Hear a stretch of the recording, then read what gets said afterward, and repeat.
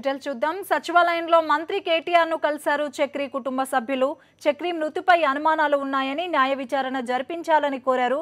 చక్రి సోదరి కృష్ణప్రియ, సోదరుడు మహిత్ నారాయణ కేటీఆర్ ను కలిశారు. కరెస్పాండెంట్ శ్రీకాంత్ అందిస్తారు. శ్రీకాంత్, చక్రి కుటుంబ సభ్యులు కేటీఆర్ ను కలిసినట్లు తెలుస్తోంది, వివరాలేంటి?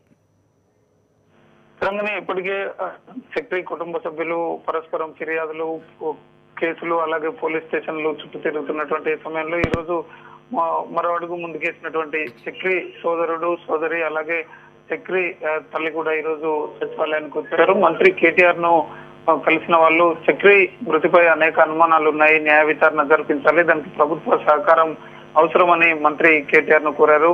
మనం చూస్తున్నాం, గత కొద్ది రోజులుగా చక్రి మరణించినప్పటి నుంచి కూడా మొదట్లో వచ్చినటువంటి వివాదం సద్దుమణిగినట్లే అనిపించినప్పటికీ కూడా మళ్ళీ చక్రి భార్య పోలీస్ ఫిర్యాదు చేయడం, ఆమె చేసిన మర్నాడే చక్రి కుటుంబ సభ్యులు కూడా భార్య మీదనే అనుమానం ఉందంటూ ఫిర్యాదు చేసినటువంటి నేపథ్యంలో ఈ వివాదం రోజు రోజుకు ముదురుతోంది. ఈ కుటుంబ సభ్యులే పరస్పరం ఫిర్యాదులు చేసుకుంటూ పరిస్థితిని వేడెక్కిస్తున్నటువంటి సందర్భం చూస్తున్నాం. ఈ నేపథ్యంలోనే ఈ రోజు చక్రికి కుటుంబ సభ్యులైనటువంటి ఆయన సోదరి, సోదరుడు, అలాగే ఆయన తల్లి కూడా మంత్రి కేటీఆర్ మృతిపై తమకు అనుమానాలు ఉన్నాయి, సహజ మరణం కాదు అన్న అనుమానాలు ఉన్నటువంటి నేపథ్యంలో చక్రి మృతి చెందిన విధానము, దాని వెనుక కారణాలను కూడా ప్రభుత్వం తరఫున విచారణ చేపట్టాలని వారు కోరినట్టు తెలుస్తుంది. అయితే కేటీఆర్ మాత్రం వారిని అన్వయించే ప్రయత్నం చేశారు. ఇప్పటికే చక్రి చనిపోయారు, ఆయన కుటుంబంతో పాటు మిగిలిన ఆయనను అభిమానించిన వారు కూడా శోక సముద్రంలో ఉన్నటువంటి సమయంలో ఇట్లాంటి వివాదాలు తెచ్చుకొని కుటుంబ సభ్యులే ఒకరిపై ఒకరు బృదతలు కొట్టడం సమంజసం కాదు.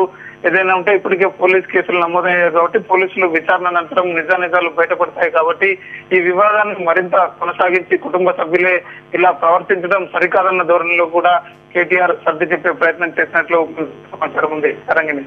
Thank you Srikanth.